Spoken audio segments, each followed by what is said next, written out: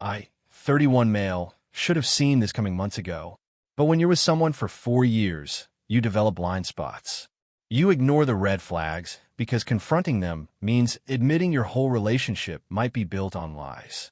My girlfriend Natalie, 29, and I met at a networking event. She was launching her lifestyle coaching business, and I worked in digital marketing for a mid-sized tech company. We clicked immediately. She was charismatic, ambitious, always talking about manifesting success and building empires. I was drawn to her energy. Fast forward to 3 weeks ago. We were at her friend Bethany's engagement party. Natalie had been drinking, getting increasingly touchy with Bethany's cousin, some guy named Trent who apparently just moved here from the West Coast. I watched from across the room as she leaned into him, laughing at everything he said, her hand on his arm. Then it happened. She kissed him. Not a peck. A real kiss. In front of everyone. I left immediately. Drove home in silence. She stumbled in 2 hours later, acting like nothing happened. "Why'd you leave?" she asked, kicking off her heels.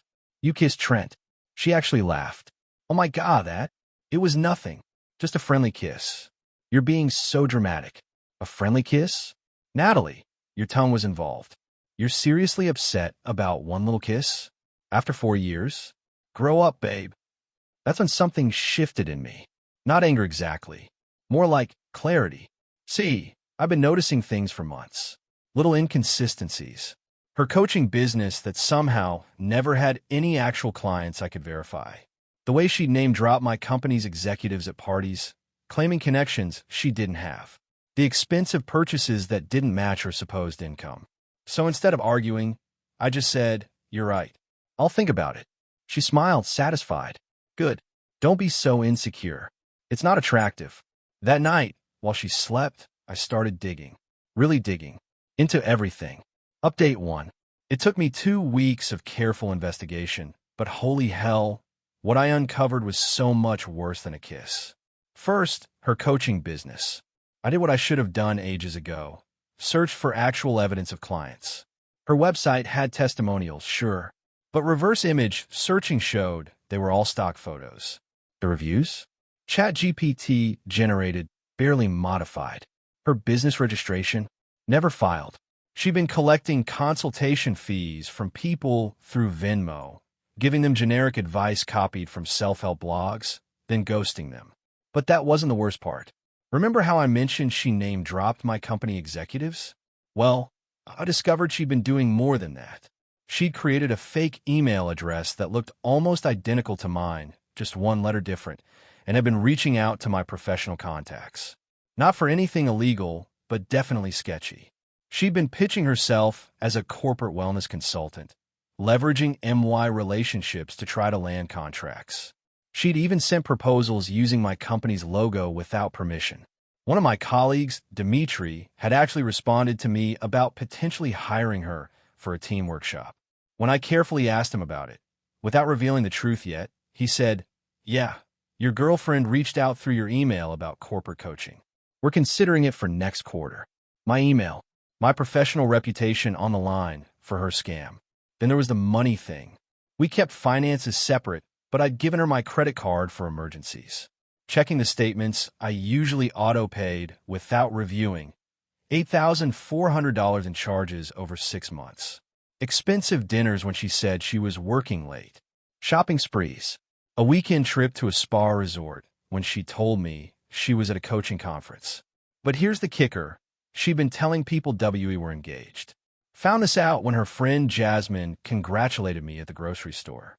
Natalie showed us the ring. So gorgeous. What ring? We'd never discussed marriage seriously. Turns out she bought herself a ring with my card, naturally, and had been wearing it when I wasn't around, telling people I'd proposed, building this whole fantasy life. The kiss with Trent? That was just the latest symptom of someone who thought she could do whatever she wanted because I was too insecure to call her out. Update 2. So Natalie was hosting her monthly Boss Babe brunch at our apartment yesterday. This is where she gathers her friend group, about 12 women who think she's some kind of entrepreneurial genius.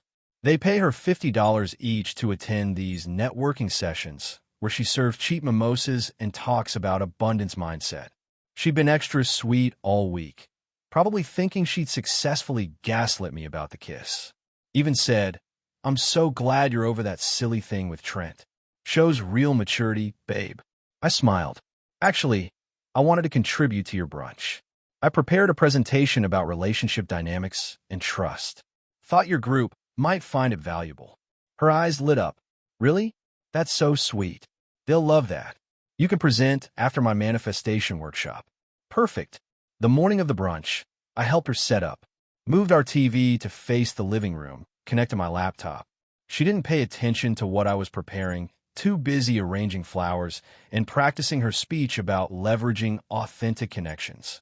Her friends arrived around 11 a.m. The usual crowd: Bethany, the bride-to-be, Jasmine, Kendra, Monica, and 8 others. All successful women in their own right, lawyers, real estate agents, actual business owners.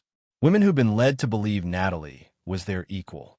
Natalie did her usual presentation about quantum leaping your success. I sat in the corner, waiting. Finally, she turned to me with that fake smile. "Everyone, my amazing boyfriend has prepared something special for us about relationships and trust." I stood up, remote in hand. "Thanks, Nat. But first, I need to address something." I looked directly at her. "Are you still minimizing that kiss with Trent?" She rolled her eyes dramatically. "Oh my God, you're still mad about that one kiss? Get over it already. Ladies, isn't he being ridiculous?" Some uncomfortable laughs from the group. "You're right," I said calmly. "It's not about the kiss." Click. Update 3. The first slide appeared on the TV. Screenshots of her fake testimonials next to the original stock photos. "Natalie's been running a coaching business built entirely on fake reviews," I said conversationally. "These are the clients she claims transformed their lives." Natalie went pale. "Babe, what are you doing?" Click. Next slide. The email trail from my spoofed account. She's also been impersonating me professionally, using a fake version of my email to pitch services to my company's contacts. Gas from the room. Bethany's mouth fell open. Click. Credit card statements, highlighted charges. Over 8,000 in unauthorized charges on my emergency card, including, click, this ring she's been wearing, telling people we're engaged. Jasmine, you congratulated me on our engagement last week. This was news to me. Jasmine looked at Natalie in shock. You said he proposed in Napa. Stop, Natalie screamed. This is abusive. You're humiliating me. I'm presenting facts, I continued. Click. Screenshots of her Venmo transactions. She's been taking consultation fees from people, then ghosting them after providing plagiarized advice. Kendra, didn't your cousin pay her $500 for career coaching that never materialized? Kendra's face darkened. Natalie, is this true? He's twisting everything. Natalie was crying now, but not the pretty kind. Mascara running, nose red. Final slide. Security footage from our building's garage. Her entering with Trent at 2 p.m. on a Thursday last month. Both leaving at 5 p.m., her adjusting her dress. The kiss was just what I saw publicly. This is from when she said she was at a client meeting.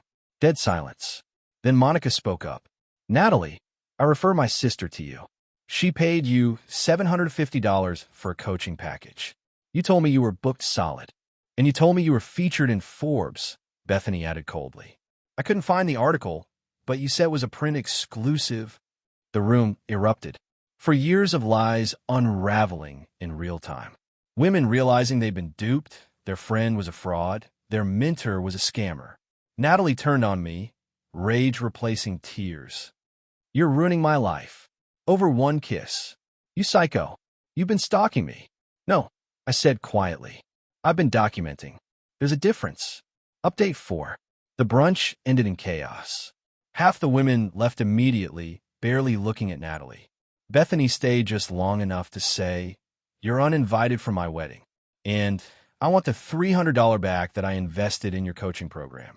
Natalie tried damage control, sobbing about how I was abusive, controlling, that I'd twisted everything. But these weren't stupid women. They'd seen the evidence. After everyone left, Natalie went nuclear. You've destroyed everything I've built. You built nothing. You stole, lied, and cheated. Those charges were for US. For our future. What future? The one where you're engaged to me without my knowledge. She grabbed her phone. I'm calling the police. This is harassment. Revenge porn. Call them. Explain how documenting fraud is revenge porn. I'll wait. She didn't call. Instead, she started packing, throwing things into suitcases while screaming about how I never supported her dreams, how I was intimidated by her success, how she settled for me. Where are you going?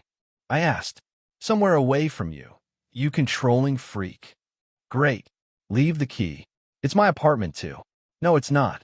Your name isn't on the lease. You're a guest who's overstayed. More screaming. Threats to ruin my reputation.